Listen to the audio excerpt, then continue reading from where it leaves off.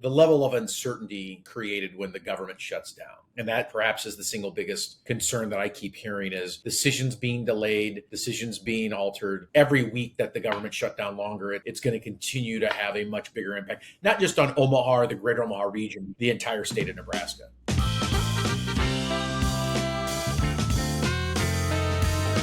All good work is done in defiance of management. I'm going to tell you the truth, whether you like it or not. Go ahead, give me the finger. The Dan Parsons Show. Hey, welcome to the Dan Parsons Show. I'm your host, Dan Parsons.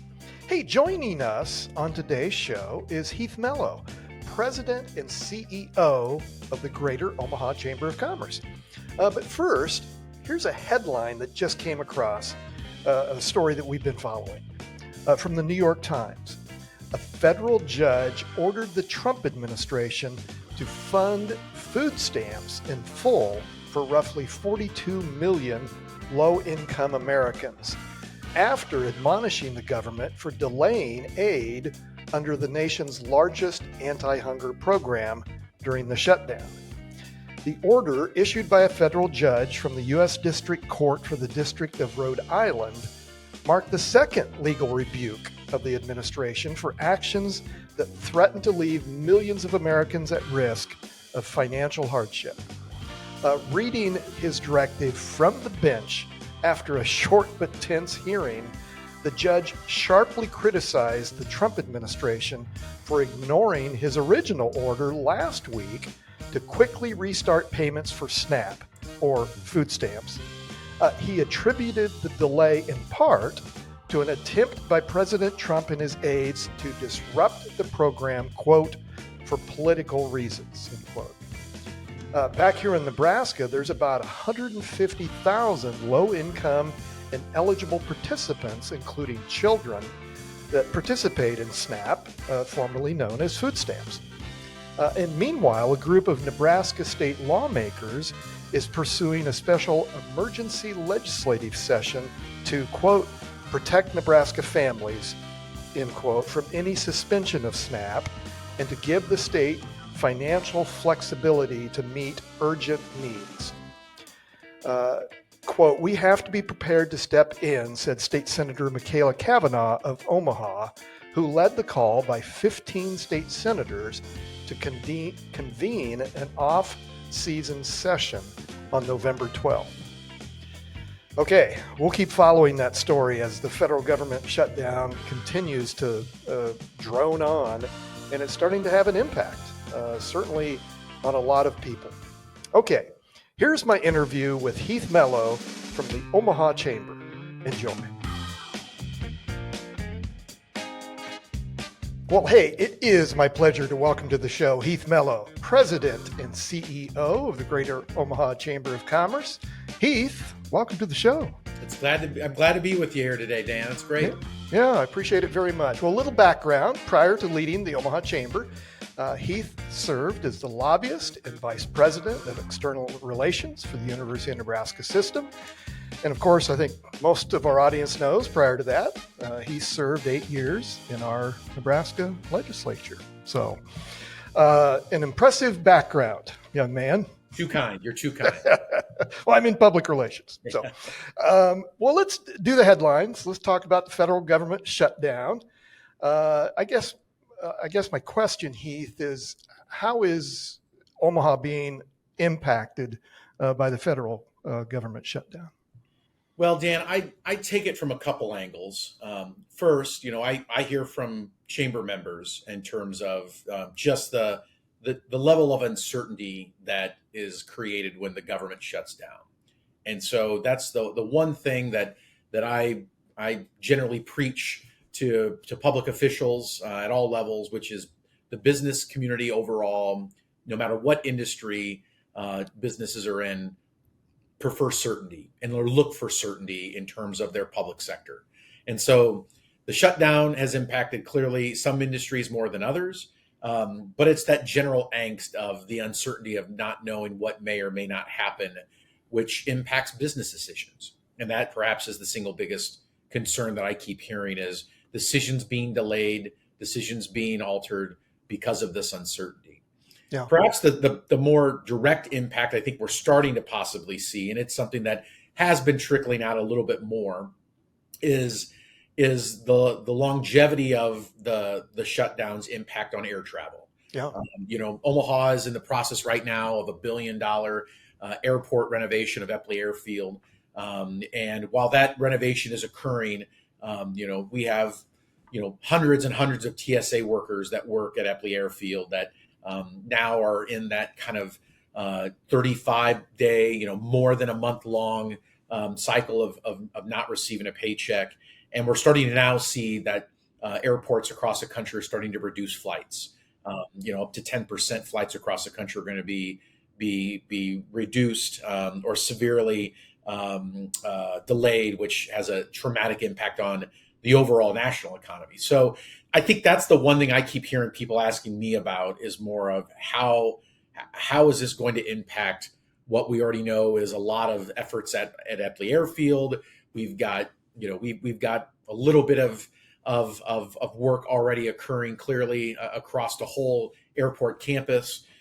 But to consider losing a flight or being delayed significantly due to the shutdown, that is something that is starting over the last 7 days, I'd say.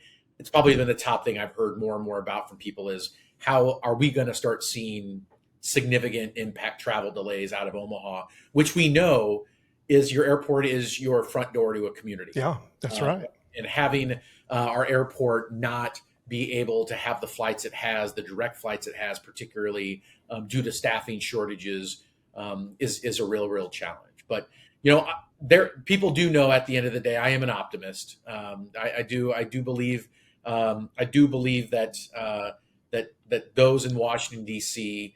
will come together to find some path forward. They've done this over the course of both yours and my lifetime. Yep. I know that it's not easy, and I know it's complicated. But I think in terms of the time frame that we're in now, particularly as I think people start in communities across the country start having and seeing the same concerns and impacts regarding air travel, which has a broad sweeping economic impact. I'm convinced that we'll see people come and find a path forward, from both sides of the aisle. Yeah, well, speaking of bipartisan breakthroughs, I just read the headline that our very own Representative Don Bacon and 3 bipartisan lawmakers have introduced a compromise plan just a couple days ago to end the shutdown by extending healthcare subsidies. The proposal would extend healthcare tax credits and prevent premium increases. It's estimated for about 130,000 Nebraskans. So hopefully there's some progress being made. I think with that proposal from Representative Bacon, that's exactly, I'm convinced, what we will start to see more and more of what I would kind of say, kind of those who want to come forward with ideas to figure out ways to help people undig their heels, maybe on certain perspectives or policies that they're really holding dear to right now during the shutdown.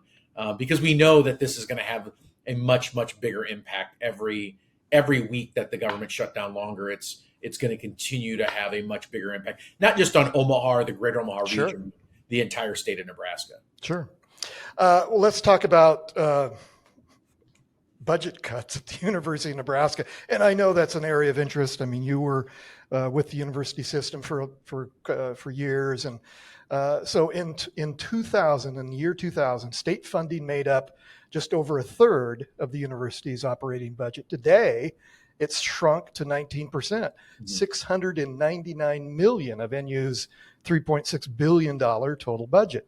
Earlier this year, a less than asked for state appropriation led the NU Board of Regents to adopt $20 million in cuts across the system. The University of Nebraska-Lincoln faces another $27.5 million in cuts. And meanwhile, a growing chorus of university voices is raising doubts about the data that was used and the metrics that UNL used to identify its proposed budget cuts.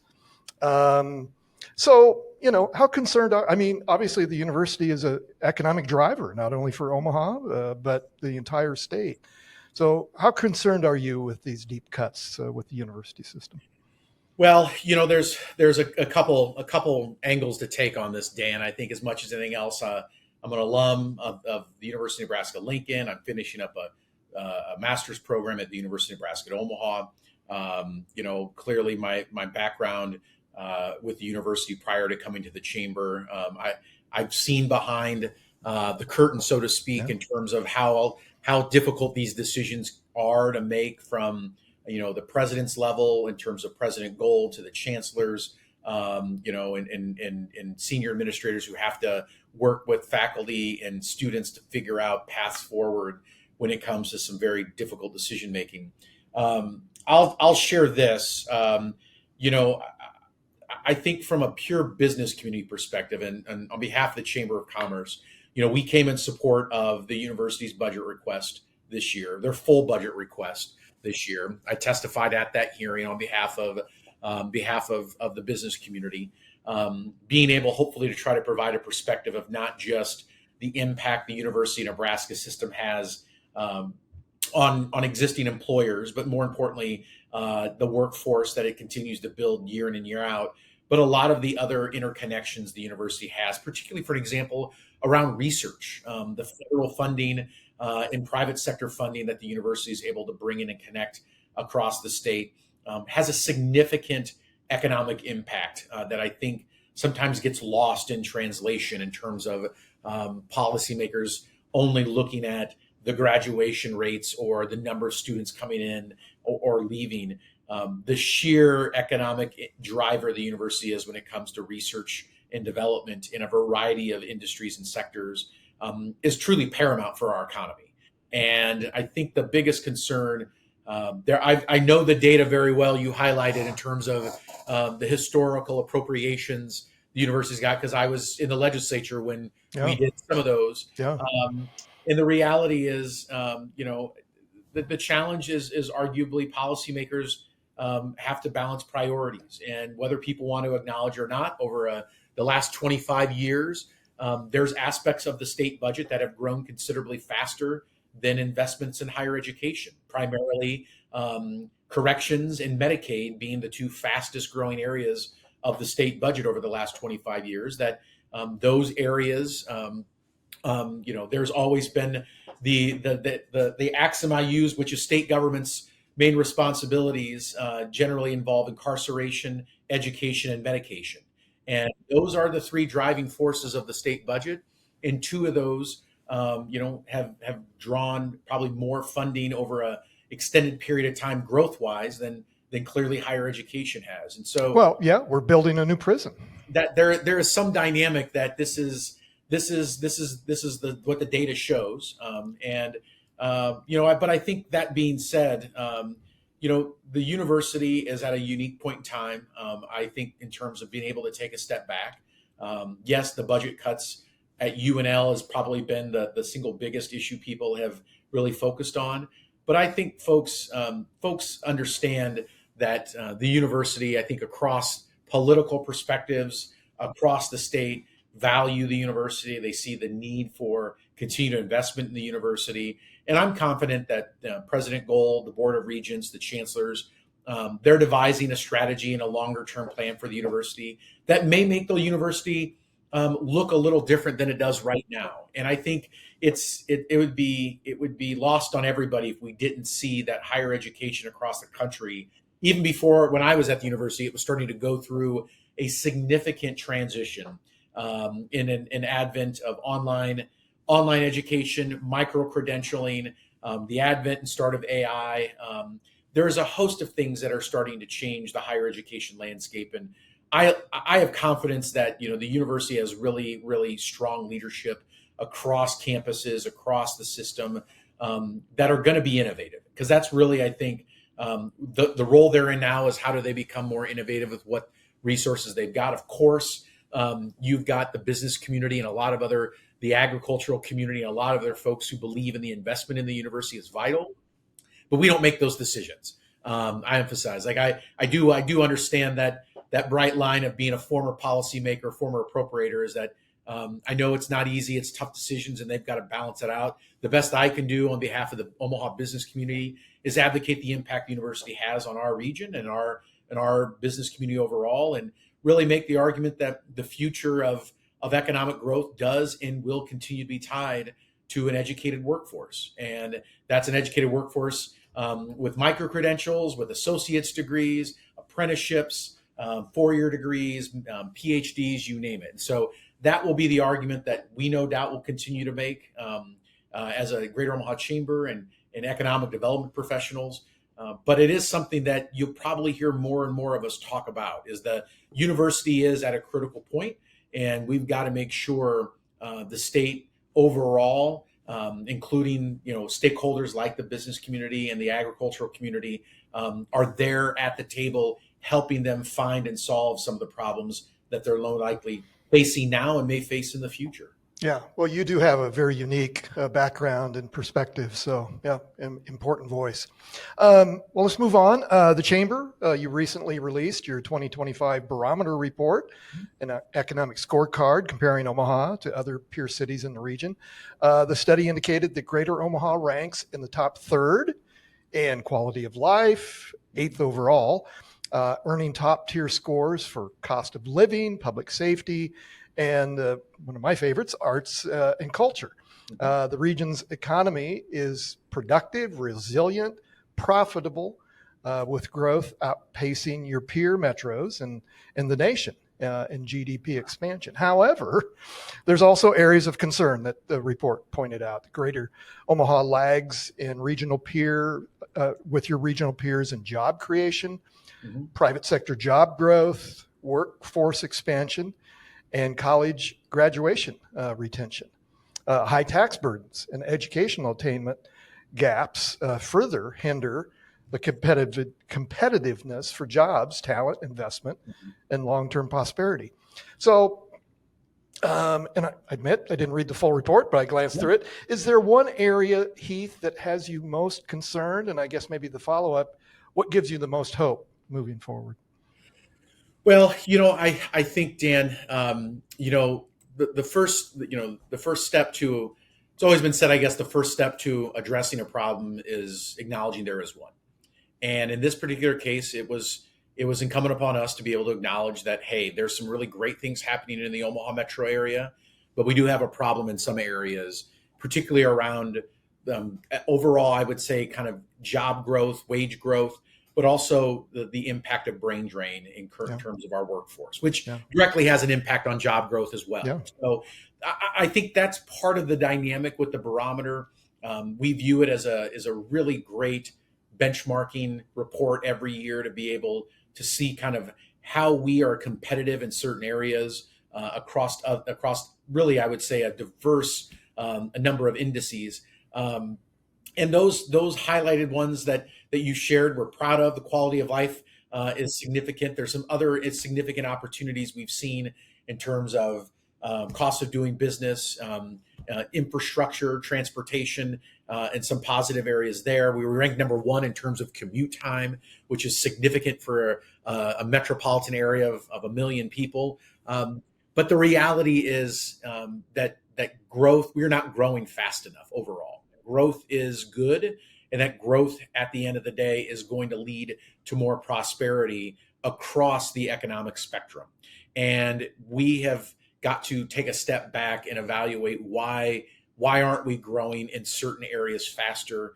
What is occurring, so to speak, with the brain drain phenomenon? And we're in the middle right now of a very in-depth, groundbreaking research effort around brain drain, taking a little different tack than maybe that's been done in the past around identifying more of really what's occurring with all of the demographic changes in the metro region. Where are we losing population to? Where are we seeing those college-educated young professionals move to, and why are they moving to these communities? In terms of employment, wages, quality of life, kind of the social dynamics of those communities.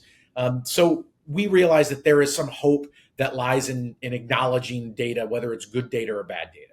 And I've always kind of taken the approach that, it's that you have to be willing to look at the good and the bad every single day, realizing that, you celebrate the goods, you build on your strengths. But I'm also want to say if we have weaknesses and we're not competitive, we cannot ignore our lack of competitiveness when the world of economic development, particularly in the world, I would say, of overall kind of metro competitions across the country have become more fierce than ever. So I'm fairly excited about some of the research that's going to continue to come out to kind of not just provide another perspective, but also provide some possibilities for us to think about the future differently. The other angle of what gives me hope is part of what we've identified along the way is I would say almost kind of a need for a broader agenda for us to become more competitive. And that really comes down to public policy. That comes down to the community, the business community, city, mayor leadership working together around how do we build a broader agenda around economic development, around talent development and attraction, workforce development, to make our region and our cities more competitive overall. And, we've shared earlier this year that we were going to embark in what we call an Omaha Competes initiative, looking at public policy through a different lens of what we have to do as a region to become more competitive, whether at the local level, the state level, even the federal level. And we're in that process now of identifying. We've come up with some preliminary research and recommendations for the state level in light of an upcoming legislative session that we know is just around the corner. But we've also shared with stakeholders, with board members, community leaders, that this is not something that's a one-year thing. This is a long-term policy agenda for the metro region that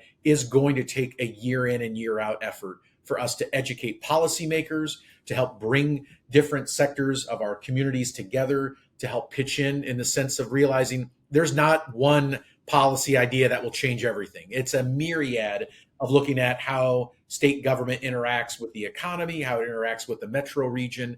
And arguably, this won't just impact us. This will impact Lincoln. It'll impact Grand Island. These are ideas that we'll work with our partners across the state of sharing our ideas and saying, hey, maybe they're better tweaked this way, or maybe there's a better concept that Lincoln's developed or Scotts Bluff has developed along the way. So people should know that while we're going to plant the flag in terms of where we want to see public policy go, I've never been one to say that there's only one or two groups that have all the great ideas. And by all means, we are excited to work more with stakeholders across the state in terms of really making our state more competitive in the future. Well, Heath, just the perspective of arts and entertainment in that culture. I, for one, even though I'm maybe out of the demo that's most important to, it is still important to me. And Omaha has it in buckets. The arts, the entertainment, what you've done, just the walkability of downtown Omaha and the streetcar project. I mean, those are all, in my mind, assets that's going to keep and attract young talent to your city. So I just find it amazing.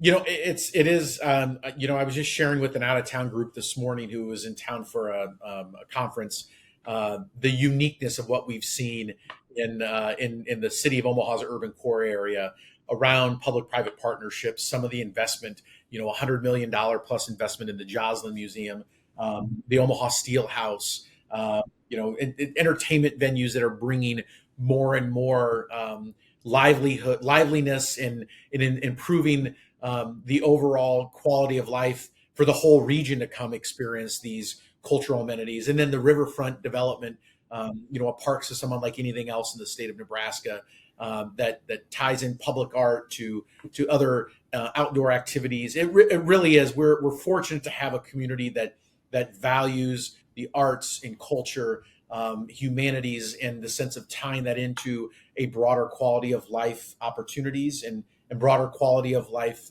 focus. And the hope and goal is that we'll continue to see and tie that in terms of our ability to help new companies come and relocate to the metro area, but also reinforce that these are amenities that help retain in our existing employers and help them hopefully want to expand their presence here. Yeah, very good. Well, hey, before we get you out of here, I always like to talk politics. Being a former politician, do you ever stop being a politician? Anyway, I prefer to use the word public servant, but there you go. That's the tomato, however you want to look at it. Yeah.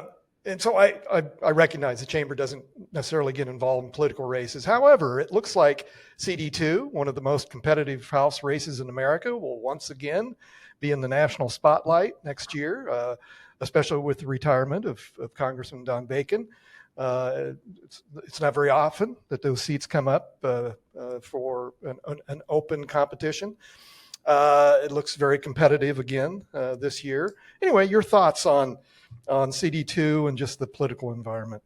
I would say, we've had a great working relationship in the over 2 years I've been in this role with Congressman Bacon. I worked with Representative Bacon when I was at the university, had a great working relationship with him and his team, had nothing but the same experience here at the chamber. And so seeing Representative Bacon decide to retire, is someone who has tried to put solutions and pragmatism at first, I think ahead of some of the other dynamics we sometimes see in public life, particularly in kind of in the hard-nosed politics of Washington, D.C. Is disappointing to see him decide to retire, but it's also nothing but respect in terms of him wanting to spend time with his family. He's done a tremendous job and been a tremendous public servant in terms of both his military career and his time in Congress.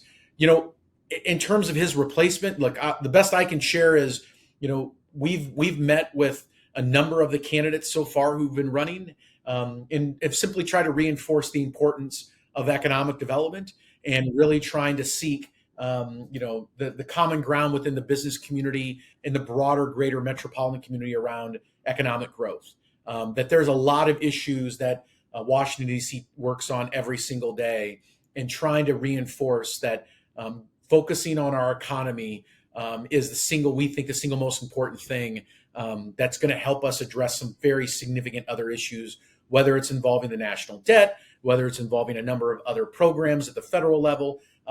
Focusing on economic growth and the ability to grow the metro region's economy is truly going to help solve a lot of those problems. And so Republicans, Democrats alike, our goal and my goal at the end of the day is to ensure our members and the chamber leadership overall is able to help make sure that message stays front and center with all of these candidates. There's a lot of candidates running right now in CD2, and trying to reinforce that truly is what will change the landscape moving forward for our congressional district.